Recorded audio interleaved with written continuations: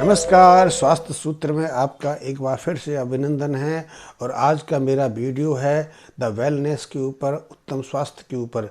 ये बहुत महत्वपूर्ण वीडियो है क्योंकि यदि हम देखें पिछले 150-200 सालों की अवधि को, तो इस 150-200 सालों की अवधि में वैज्ञानिकों ने अपने अथक मेहनत से, अपनी बौद्धिक क्षमता के बल पर सहस्त्रों ऐसे रहस्यों का पता लगाया है और जो प्रकृति के अगूढ़ और अभूत रहस्य रहे से उनके रहस्यों को उजागर किया है।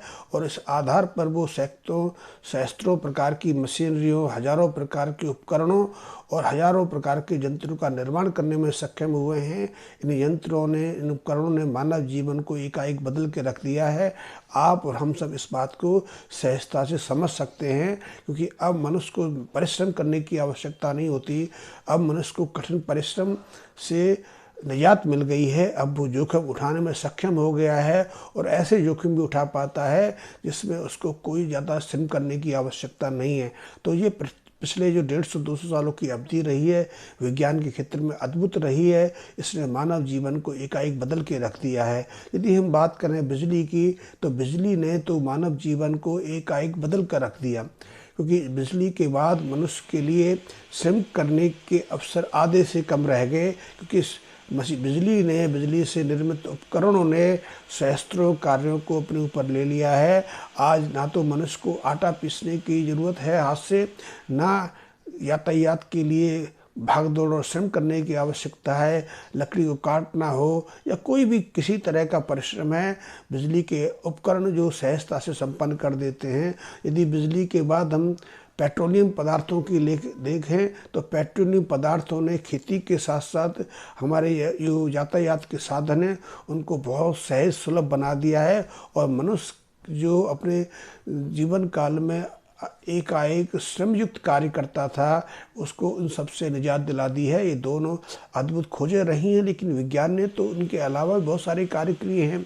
विज्ञान ने संचार के क्षेत्र में, कम्युनिकेशन के क्षेत्र में, कंप्यूटर साइंस के क्षेत्र में, अंतरिक्ष विज्ञान के क्षेत्र में बहुत सारे कार्य किए हैं और ये सारे कार्य मानव के लिए हुए हैं। इससे मानव जीवन में बहुत बदलाव आया है। मानव जीवन सहज और सुखद बना है, भौतिक सुख सुविधाएँ बढ़ी हैं। लेकिन इन सब के बावजूद यदि हम एक और क्षेत्र को देखें जो जिससे हमारा सीधा सीधा संबंध है, वो क्षेत्र है मेडिकल का क्षेत्र, वो क्षेत्र है स्वास्थ्य का क्षेत्र। विज्ञान ने अपने क्षेत्रों में तो बहुत खोज की है और इससे पूरे मानव जीवन को सहज और सुखद बनाया है, लेकिन स्वास्थ्य के क्षेत्र में अवश्य कुछ विपरीत प्रतिकूल परिस्थितियाँ देखने को आ रही हैं कि इस वैज्ञानिक प्रकृति ने मानव को स्वास्थ्य की दृष्टि से सिर्फ कमजोरी किया है। लेकिन विज्ञान के दावे कुछ हैं, मेडिकल के दावे कुछ हैं, स्वास्थ्य विशेषज्ञ कुछ और आंकड़े प्रस्तुत करते हैं। तो हम दोनों आंकड़ों पर देखेंगे, दोनों आंकड़ों को यदि हम तुलनात्मक अध्ययन करेंगे तभी हम सहज और सही निष्कर्ष पर पहुँच सकते हैं। तो विज्ञान ने चिकित्सा क्षेत्र में बहुत अद्भुत खोज किए हैं। यदि हम सर्जरी की बात करें तो सर्जरी ने बहुत सारी पीड़ाओं को मुक्ति दिलाने में हमारी मदद की है।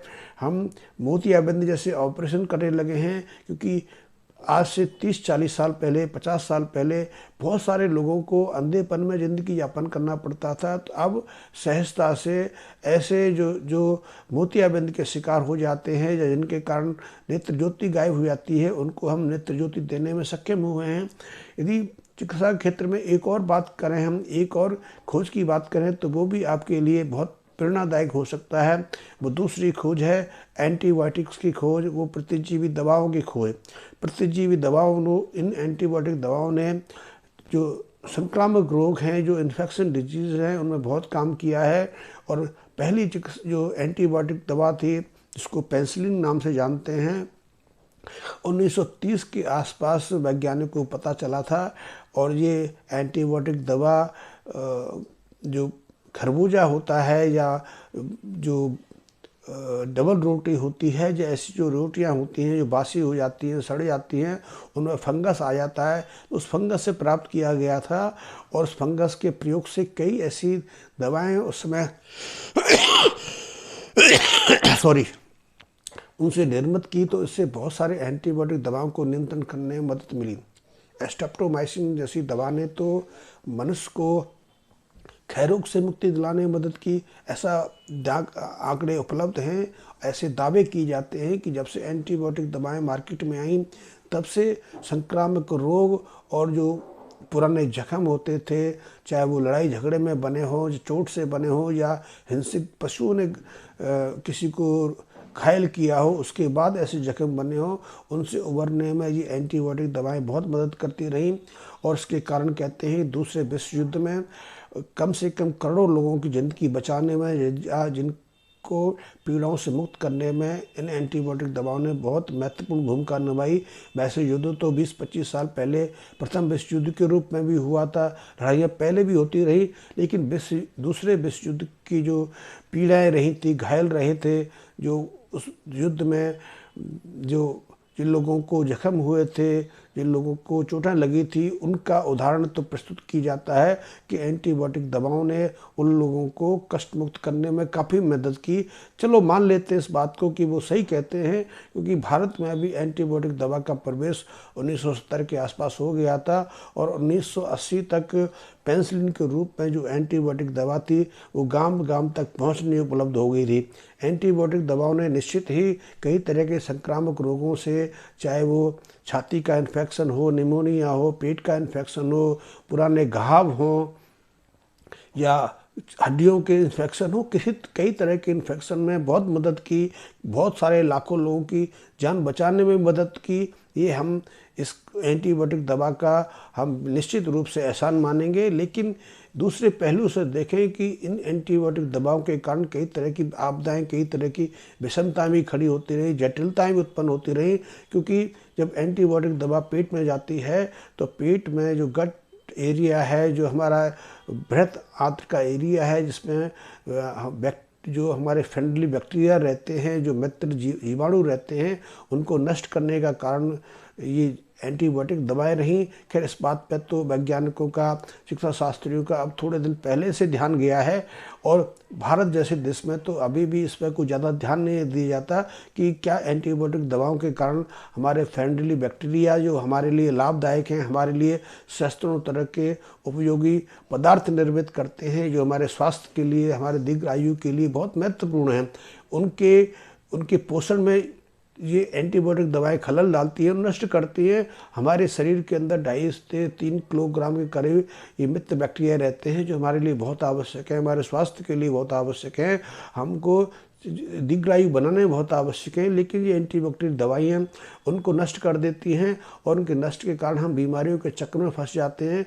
कई तरह की जीर्णकालिक जो बीमारियां हमें हो जाती हैं, इससे हमारा इम्यून सिस्टम कमज़ोर पड़ जाता है, हमारे अंदर सुरक्षात्मक जो कवच होता है, सुरक्षात्मक जो एंटीबॉडीज होते हैं, वो पर्याप्त मात्रा में पैदा नहीं हो पाते, और जो आवश्यक जो पदार्थ हैं, जो आवश्यक जो रसायन हमारे शरीर में पैदा होते हैं, चाहे हम बात करें विटामिन के की बात करें, विटामिन बी कम्प्लेक्स के कई सदस्य हैं जो हमारे पेट में पैदा होते हैं, हमारे पेट के जो फ्रेंडली बैक्टीरिया हैं वो उत्पन्न करते हैं, उनकी बात करें। जो बहुत सारे और भी ऐसी चीज़ें हैं जो फ्रेंडली बैक्टीरिया, जो मित्र हमारे बैक्टीरिया पैदा करने में मदद करते हैं, उन सब पर एंटीबायोटिक बैक्टीरियल दवाओं का असर पड़ता है, वो नष्ट होते हैं, और उसके कारण हम इन संक्रामक रोगों में या दूसरे तरह के रोगों की गिरफ्त में आ जाते हैं, चाहे वो गठिया रहा हो, या ऑस्टियोआर्थराइटिस रहा हो, जो रूमेटिक आर्थराइटिस हो, चाहे हृदय संबंधी बहुत सारी बीमारियां हैं। पेंक्रियास की बीमारी भी इसलिए हो जाती है, कई लोगों का डाइजेशन तंत्र खराब हो जाता है,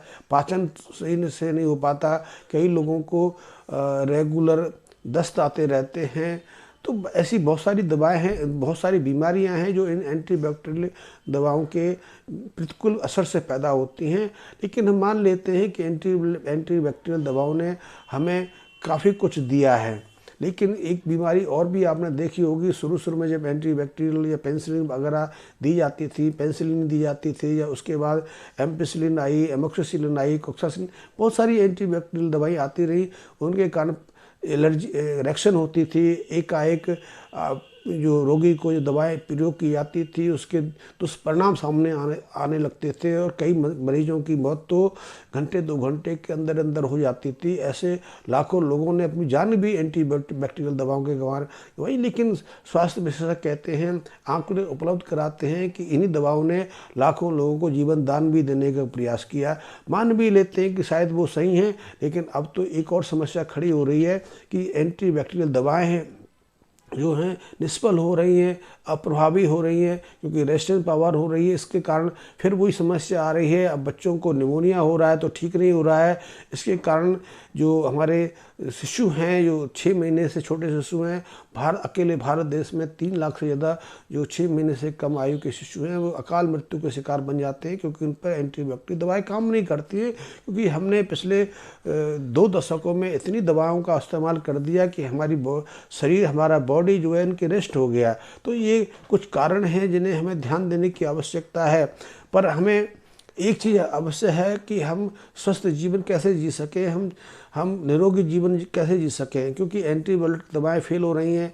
हाँ, ये ज़रूर है कि स्वास्थ्य की दृष्टि से, स्वास्थ्य विज्ञान की दृष्टि से आंकड़े में कुछ परिवर्तन अवश्य आया है। क्योंकि 60 के पहले मैं भारत की बात करूं तो 1960 से पहले 100 आदमियों में से 40 आदमी जो थे 65 साल की उम्र से पहले, इसको थोड़ा मैं अलग से करूं कि 100 लोगों में से करीब 25 लोग ऐसे होते थे जो 90 साल की उम्र पार करने में सक्षम होते थे। और लेकिन 15 से 20 साल तक पहुंचते पहुंचते 40% बच्चों को मौत का सामना करना पड़ता था, जब एंटीबैक्टीरियल दवाएं नहीं थी, प्रतिजीवी दवाएं नहीं थी। लेकिन इनके बाद या स्वास्थ्य की दृष्टि से कुछ अवेयरनेस आने के बाद, स्वास्थ्य की दृष्टि से कुछ चेतना आने के बाद एक आंकड़ा विपरीत हुआ है। अब हम 15 से 20 साल तक की उम्र के जो बच्चे हैं उनमें से करीब 32% बच्चों को बचाने में सक्षम हो रहे हैं। अब 7 से 10% बच्चों को ही शिशु अवस्था में अपनी जान गंवाना के सामना करना पड़ता है। लेकिन दूसरी तरफ देखें तो 60 से 65 की उम्र तक पहुंचने वाले लोगों की आंकड़ा घटने लगा है। अब 20 से 25% लोग ऐसे हैं जो 65 के ऊपर पहुंच पाते हैं। हाँ, ये अवश्य है कि 50% लोग अब 50 के ऊपर का आंकड़ा पार करने लगे हैं। और यदि 80 साल की उम्र करें तो 80 साल 90 साल तक पहुंचने वाले लोगों की संख्या तो अब 5% से कम रहने लगी है। इसको आप स्वास्थ्य की दृष्टि से सकारात्मक माने या नकारात्मक माने, लेकिन निश्चित रूप से कह सकते हैं कि हम स्वास्थ्य की दृष्टि से कमज़ोर हुए हैं। अब बुढ़ापा घटा है, जवानी पहले आने लगी है। हमारे बच्चे कम उम्र में जवान होने लगे हैं। पहली जवानी 25-30 साल के बाद आती थी, अब बच्चे 14-15 साल में जवान होने लगे हैं। जवानी होने लगे वो अपनी मनमर्जी करने लगे हैं और सरकारें उसकी फेवर करती हैं। ये हमें सोचने की ज़रूरत है। इस विषय पर तो मैं फिर आपको वीडियो दूसरा बनाऊंगा, लेकिन मैं कहना चाहता हूँ जो वेलनेस है, उत्तम स्वास्थ्य है, उसके लिए क्या कर सकते हैं। तो इसके लिए सबसे पहले तो हम प्रकृति के हिसाब से, आयु के हिसाब से अपने खान पीन को बदल सकते हैं, अपनी जीवन चर्या को बदल सकते हैं और उसके महत्व को समझ सकते हैं कि हमें क्या बदलाव की। एक चीज़ अवश्य है कि यदि तनाव मुक्त रहते हैं, हम ध्यान का अभ्यास करते हैं, योगा अभ्यास करते हैं, हठ योग का अभ्यास करते हैं, तो निश्चित ही हम दीर्घायु रह सकते हैं, अपने को रोग मुक्त रख सकते हैं, हम रोगों पर नियंत्रण पा सकते हैं। और यदि हम किसी बीमारी के ग्रस्त हो जाते हैं तो उससे उबर भी सकते हैं। तो ये उत्तम स्वास्थ्य का, ये वेलनेस का एक विस्तृत विषय है। इस पर मैं एक श्रृंखला तैयार करूंगा। यदि आपको मेरा ये लेख पसंद आता है, मेरे विषय वस्तु आपको अच्छी लगती है, तो आप के अनुरोध पर मैं इसको कंटिन्यूस रखूँगा, आगे भी रखूँगा, कि ये विस्तृत विषय है, इसमें बहुत कुछ जानकारी देनी है। इस छोटे से आलेख में एक 15 मिनट के जो वीडियो में मैं कितनी जानकारी दे सकता हूँ, इस बात को आप अच्छी तरह समझ सकते हैं। तो मैं इस वीडियो का जो दूसरा भाग है मैं जल्दी आपको दूंगा। इस वीडियो को मैं यहीं समाप्त कर रहा हूं, क्योंकि ये बड़ा वीडियो हो जाएगा। बड़ा वीडियो आपको परेशानी देता है, आप उससे बोरियत महसूस करने लगते हैं। तो मैंने आज आपको जानकारी दी कि स्वास्थ्य की और उत्तम स्वास्थ्य के लिए हम क्या कर सकते हैं। और यदि आपको मेरा वीडियो पसंद आया हो तो सब्सक्राइब करें, कमेंट्स भी लिखें, अपने मित्रों तक इसको शेयर करें, क्योंकि हम उत्तम स्वास्थ्य की बात कर रहे हैं, वेलनेस की बात कर रहे हैं। हम सिर्फ दवाओं के सहारे स्वस्थ नहीं रह सकते। हमें अपनी दिनचर्या में, अपनी प्राकृतिक जीवन शैली में, हमें तनाव मुक्त जीवन में बहुत ध्यान देना होगा। उसी से हम निरोगी जीवन यापन कर सकते हैं। धन्यवाद।